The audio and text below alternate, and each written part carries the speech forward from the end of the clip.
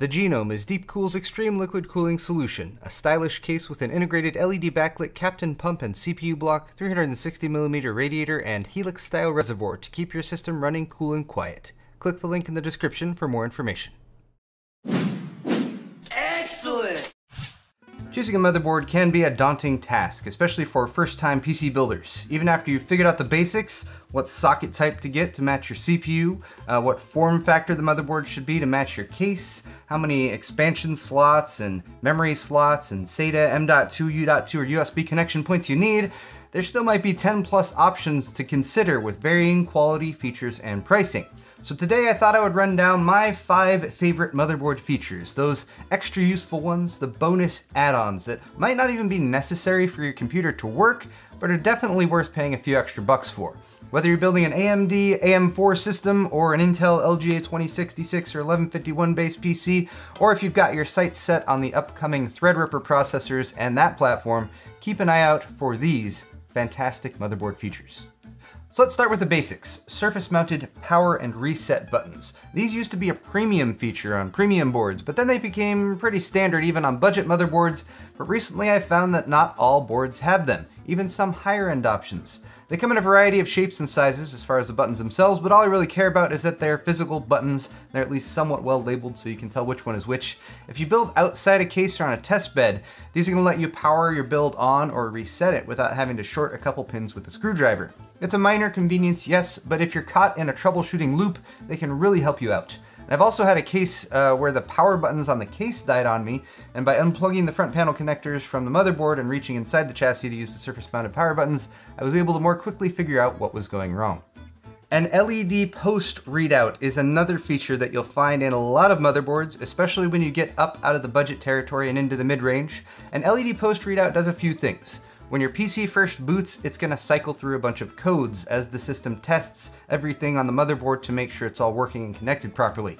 If there's a problem, you can watch that readout to see what it says when the system hangs or resets itself, and then you can check the chart that comes in the motherboard manual to see what was happening when the error occurred. Memory initialization error? Maybe you've got a bad RAM stick, or maybe you used the wrong DIMM slots. Boot device error. Maybe check the BIOS settings for your SATA controller. It won't always be able to show you exactly what the problem is, but it will give you a lot more to go on than just, my PC won't boot. Post LEDs will also often switch over to displaying your CPU temperature once you've booted up, which can be really handy for an at-a-glance check of how hot things are.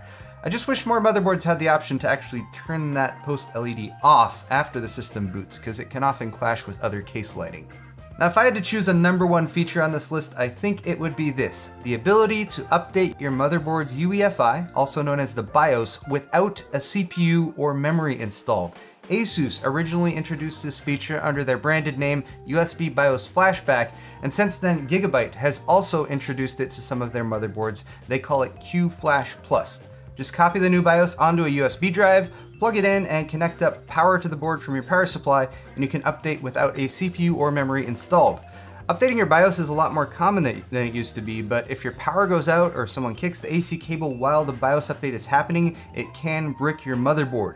This feature can allow you to recover a corrupt BIOS, or if you have a motherboard with an older BIOS version, like say you have a Z170 Intel board that originally only supported Skylake processors, and then you have a newer CPU like a Kaby Lake 7700K, which will only work with Z70 if you update the BIOS.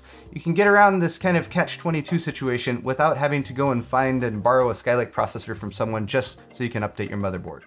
Here's another basic but vital button that you don't always find even on higher end boards: a clear CMOS button positioned on the rear I/O.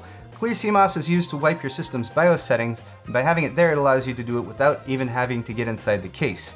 Kind of like power and reset buttons, clearing your CMOS can be handled by shorting a couple pins on the motherboard, and with budget boards, that's usually how it works.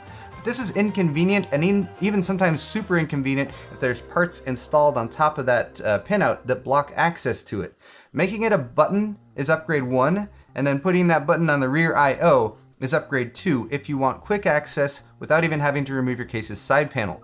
Practically speaking, this will help you out most if you're dabbling with overclocking. If you find you pushed your system too far and you're not even seeing a display on screen anymore, clearing CMOS will reset the system to factory defaults and get you up and running again.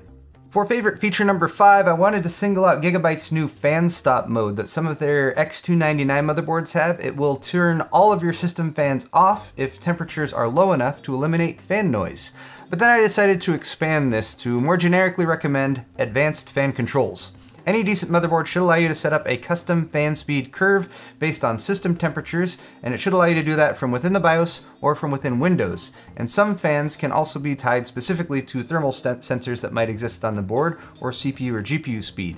4-pin fan headers on the board allow you to connect either 3-pin voltage controlled fans or 4-pin PWM controlled fans, and including a dedicated fan header for a pump is nice to have as well. Software can take fan control even further too. For example, Asus motherboards with Fan Expert can run a software utility that tests all the fans you have connected to the motherboard headers and tune them based on their minimum and maximum rotation speed. MSI and Gigabyte also have been developing their fan control software for years, and they offer a ton of customization options as well. So those are my 5 favorite motherboard features, and you might have noticed some features that didn't make this list. RGB LEDs and/or RGB LED headers, for example, can be nice to have aesthetically, but I still consider them to be optional. I'm ultimately a function over form kind of guy still. Also, some boards have a ton of other surface mounted buttons aside from the power and reset. Those allow you to manually control overclocking functions, which I also typically don't look for, as you lose access to them once the board's installed in a case. For an open testbed or a hardcore overclocker, they can be handy, but that's a relatively small group among all PC builders.